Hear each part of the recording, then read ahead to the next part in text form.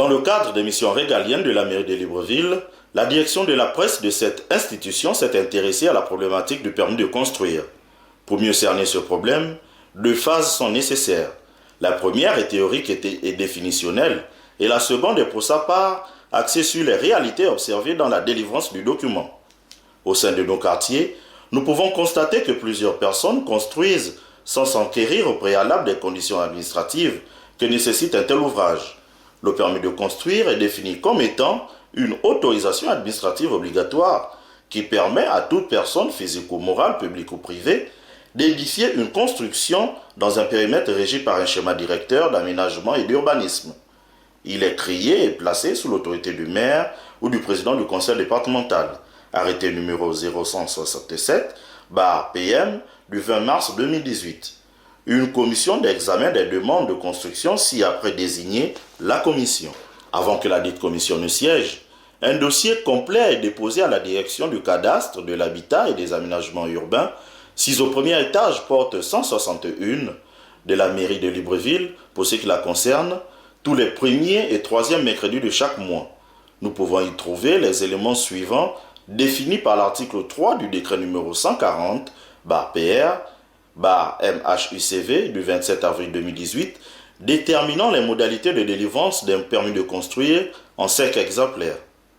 Un exemplaire de demande de service dûment rempli et obtenu désormais par téléchargement sur le site de l'organisme de gestion, une quittance de paiement des frais de dossier, un titre d'occupation en cours de validité, titre foncier, décision d'attribution en toute propriété, arrêté portant permis d'occuper, décret définitif, etc. Une copie de la pièce d'identité pour les personnes physiques ou des statuts pour les personnes morales. Un plan de situation à l'échelle conventionnelle, un plan et un procès-verbal de bornage, un plan de masse établi à l'échelle 1/500e à 1/100e, des élévations des coupes et façades de l'échelle 1/50e à 1/100e, un plan de toiture à une échelle de 1/50e à 1/100e, un plan d'assainissement de 1/500e à 1/100e, des plans de détail à l'échelle requise le cas échéant, un tableau des surfaces constructibles, un devis descriptif sommaire de l'ouvrage précisant la nature des travaux et les matériaux à utiliser, ainsi que la destination de la construction projetée. Selon les cas, le résultat du rapport technique sur les aspects de sécurité environnementale est in fine dressé par la personne ou l'organisme qualifié, sauf en ce qui concerne les habitations individuelles isolées. Après vérification, la commission est donc présidée par le maire ou le président du conseil départemental.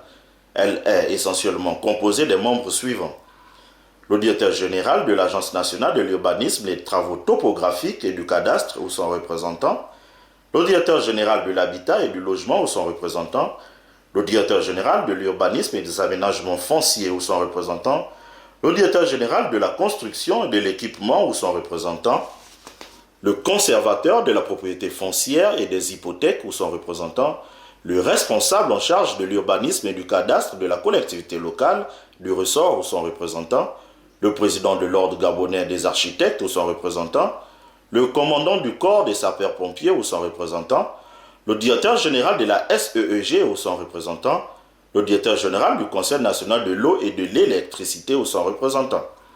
Les dossiers dûment constitués sont soumis à l'approbation de la commission et après une analyse approfondie et détaillée, elles auront soit un avis favorable, soit une mise en instance ou un rejet.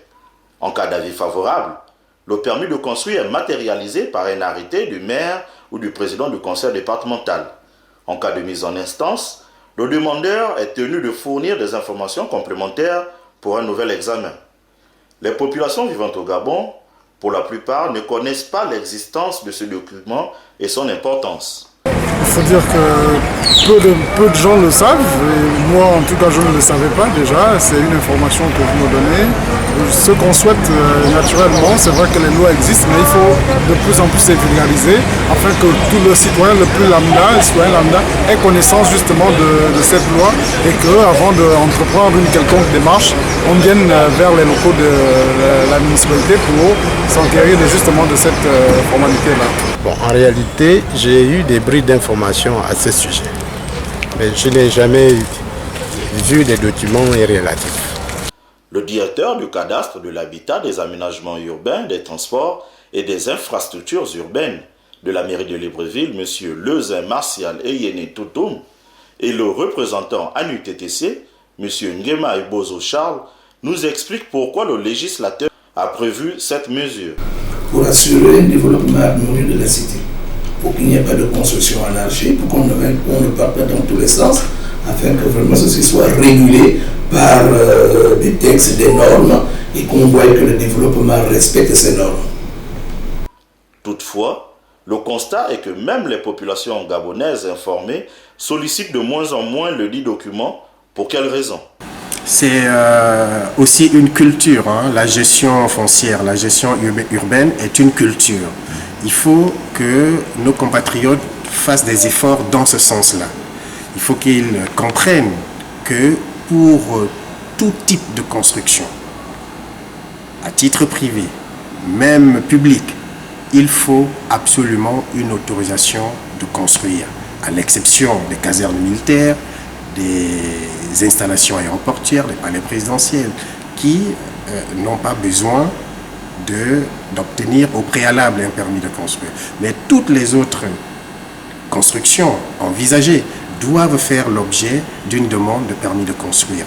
Et nos compatriotes doivent l'intégrer dans leur vie quotidienne. Que même si je dois monter un mur à l'intérieur de ma parcelle, même si je dois modifier un aspect de ma maison, je dois toujours demander l'autorisation de construire. La loi est claire là-dessus.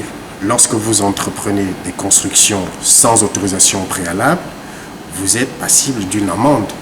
Et ce sont les services des brigades spéciales de l'urbanisme logées à l'ANUTTC qui sont chargés de faire le contrôle de ces chantiers-là et déterminer qui détient un permis de construire et qui ne l'a pas. Comme nous le précise à nouveau le directeur général, des canaux de communication sont effectivement mis en œuvre pour que les populations soient informées de ce fait. Le principal canal utilisé par la mairie de Libreville est la télévision et la radio. C'est vraiment la télévision officielle, la radio officielle. Nous avons, et le journal officiel de l'Union. Au commencement, lorsque la commission avait été mise en place, nous avons sorti un communiqué à l'Union qui avait demandé aux populations de déposer maintenant les dossiers tous les premiers et troisièmes mercredis du mois pour qu'ils puissent être analysés par la commission d'examen de demande de permis de construire. Et il y a eu des communiqués à la télé, à la radio. Le ministère de l'Urbanisme, je pense, également a sorti un communiqué pour demander aux usagers de pouvoir déposer maintenant les dossiers. Maintenant, là, il y a un guichet unique. Avant, on avait un problème de fonctionnement entre l'ANUTTC et la mairie de Libreville. Aujourd'hui, il y a un guichet unique. Le dépôt des dossiers s'effectue à la mairie de Libreville et l'ANUTTC est le secrétaire de la commission. Donc, nous avons solutionné ce problème-là. Et aujourd'hui, les gens avaient l'habitude de critiquer cette commission par rapport à la durée d'examen. Aujourd'hui, la loi nous impose 15 jours pour signer le permis de construire. 10 jours après dépôt, moyennant quittance de paiement, après dépôt, nous avons 10 jours, nous les techniciens, pour examiner le dossier. Et le maire de Libreville, qui est signataire de l'arrêté, conformément à la loi, a 5 jours pour signer l'arrêté. Donc aujourd'hui, nous n'avons que 15 jours pour sortir un arrêté de permis de construire pour les dossiers qui ont reçu un avis favorable. Malgré toutes ces dispositions prises par le législateur, il existe tout de même des contrevenants. Ceux-ci tombent sous l'effet des dispositions répressives prévues à l'article 47 de l'ordonnance 002/PR/2017 du 27 février 2017 portant orientation de l'urbanisme en République gabonaise, à savoir une amende de 25 000 francs CFA à 10 millions de francs CFA. Le paiement de cette amende ne libère pas toutefois le contrevenant de cette obligation de se conformer aux dispositions de l'ordonnance supra. Les populations gabonaises gagneraient donc à suivre scrupuleusement toutes les consignes prescrites afin d'éviter les constructions anarchiques.